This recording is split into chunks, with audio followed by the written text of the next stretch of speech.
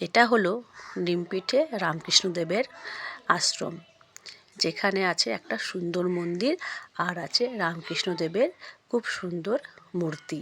তার পাশে আছে স্বামী বিবেকানন্দ, মা সারদা দেবী। আর ভেতরটা ভীষণ নিরিবিলি, খুব সুন্দর জায়গা। আর এটা হচ্ছে খাবারের ঘর, মানে প্রসাদ পাওয়া যায় যেখানে। এখানে অনেক পুণ্যার্থী আছেন যারা এসছেন অনেক দূর দূরান্ত থেকে। আর ভেতরটা তো শুধু ফুলে ভরা, খুব সুন্দর জায়গা। এই যে দেখুন কত সুন্দর ফুল। আপনারা এর আগেও আমার অনেক ভিডিওতেও দেখেছেন, প্রচুর মানে ফুলে ভরা বাগান। এই যে এত সুন্দর সুন্দর ফুল চারপাশে, খুব সুন্দর লাগছে দেখতে। গাঁদা ফুল থেকে শুরু করে সমস্ত ফুলই আছে। আর এই মাসিমাও ভীষণ ভালোভাবে দাঁড়িয়ে গেছে। আমি ভিডিওটা করে নিলাম। মাসিমা ফুলে হাত দিয়ে আছে, আর ফুলগুলো এত সুন্দর, একটু হাত দিয়ে স্পর্শ করতে ইচ্ছা করছিল। খুব সুন্দর লাগছিল ফুল, খুব সুন্দর।